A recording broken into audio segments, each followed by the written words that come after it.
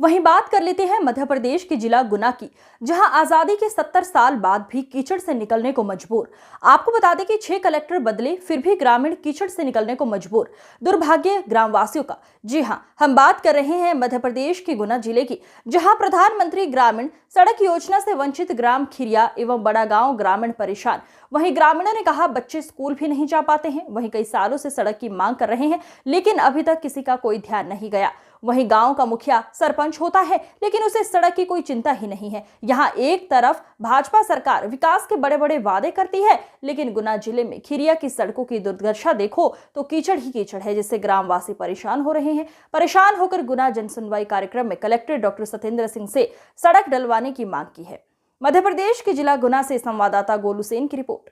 नमस्कार, आप देख रहे हैं न्यूज़ नेशन 81 में हूं आपके साथ गोलू सेन। हम इस वक्त मौजूद हैं कलेक्ट्रेट में अंदर, जहां पे शिकायतकर्ता अपनी शिकायत लेके आता है। कोई अतिक्रमण की लेके आता है, तो कोई भूमाफियाओं की लेके आता है, तो कोई अपनी सड़क की लेके आता है, तो कोई पानी की लेके आता है। अनेकों प्रकार की शिकायतें लेके कलेक्ट्रेट महोदय के पास आते हैं और अपनी निराकरण करने की गुहार लगाते हैं। जहाँ पे मौजूद है, सड़क की समस्या लेके आए, उनसे बात करते हैं कि क्या परेशानी है और आप कब से शिकायत कर रहे हो और निराकरण क्यों नहीं हो पाया है।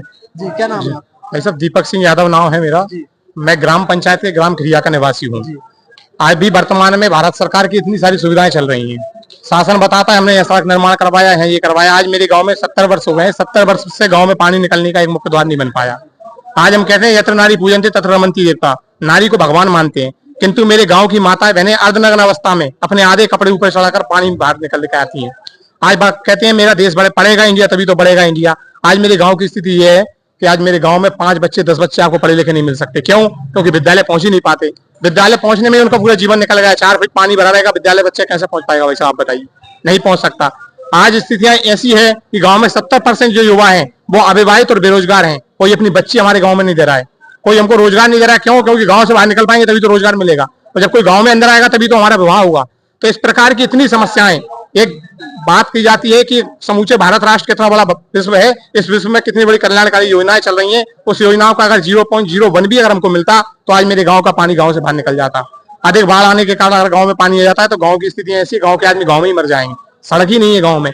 आज गांव में किसी की मौत हो जाती है, कोई बीमार हो जाता है, किसी प्रकार की आपदा आ जाती है, तो वो व्यक्ति अपने गाँव में ही उस आपदा से निपट पाएगा। क्यों? क्योंकि गाँव से बाहर निकलने के लिए कोई रास्ता ही नहीं है, पानी की कोई समुचित व्यवस्था नहीं है।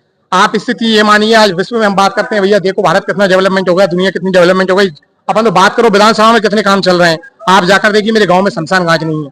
अगर आदमी की मौत हो जाती है तो गांव को खुले आसमान के नीचे बीच पानी में आदमी को जलाना पड़ता है। ऐसी स्थितियां मेरे गाँव की है। तो हमको कुछ नहीं चाहिए, हमें इतनी क्षमता है, हम खुद कमा सकते हैं, खा सकते हैं। केवल गाँव के लिए सड़क, और उस सड़क पर आने वाला पानी गाँव से बाहर निकल जाए तो मेरा गाँव, मेरा भारत हम समझेंगे भैया आगे बढ़ गया।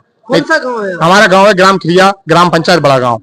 जी। कौन सी तहसील? तहसील कुमराई लगती है। तहसीलदार से लेकर अभी तक 4 वर्ष हो गए हम युवाओं को करीबन 5 से 10 हजार रुपए का पेट्रोल हम फूंक चुके हैं। आवेदन और प्रतिवेदन में हमारा जीवन निकला जा रहा है। हमारे गांव के इतने बुजुर्ग थे, उनने भी कोशिश की, हमारे पिताजियों ने कोशिश की और हम कोशिश कर रहे हैं।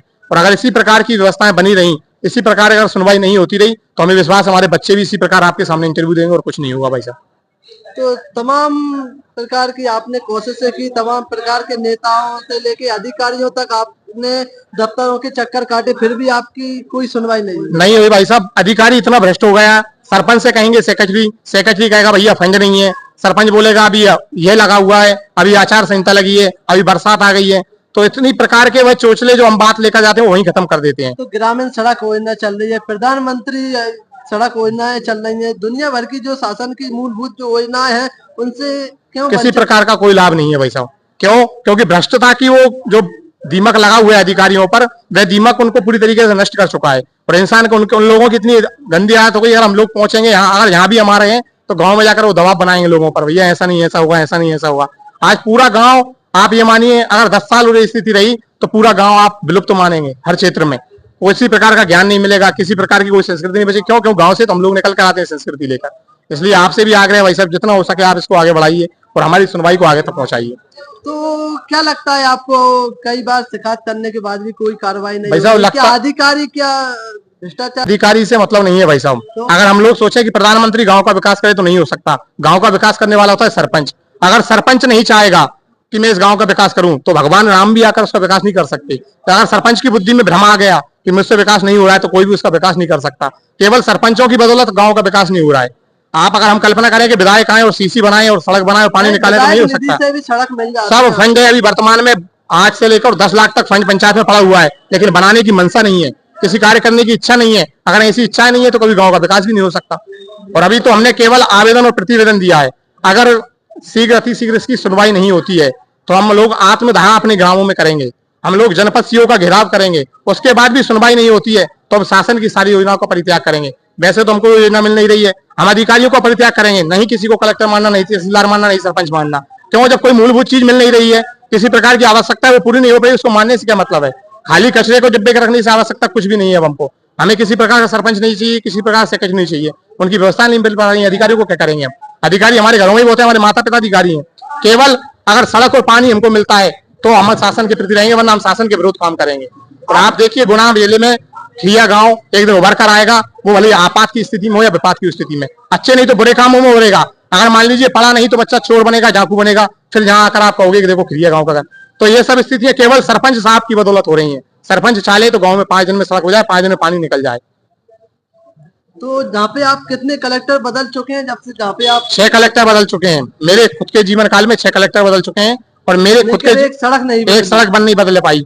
मेरे खुद के जीवन काल में 5 से 7 पटवारी बदल चुके लेकिन सड़क नहीं बदल पाई। 4 से 5 तहसीलदार बदल पाए लेकिन सड़क नहीं बदली, और 2 सरपंच बदल दिए लेकिन सड़क नहीं बदली। अब तो केवल इतना है कि संपूर्ण गांव मिलकर इन योजनाओं का परित्याग करेगा तो सड़क बदलेगी, नहीं तो सड़क नहीं बदल पाएगी। अभी आशा है कलेक्टर महोदय ने हमको आश्वासन दिया है, कल जनपद सीओ साहब और तहसीलदार साहब पहुंचेंगे। अगर उनसे कुछ होता है तो उनके पास भी केवल अंतिम दंड प्रणाम करेंगे, उसके बाद में हम हमारे हिसाब से कार्रवाई करवाएंगे। होए नहीं होए हम हमारे हिसाब से व्यवस्थाएं करवाएंगे। क्या नाम है आपका? दीपक सिंह यादव।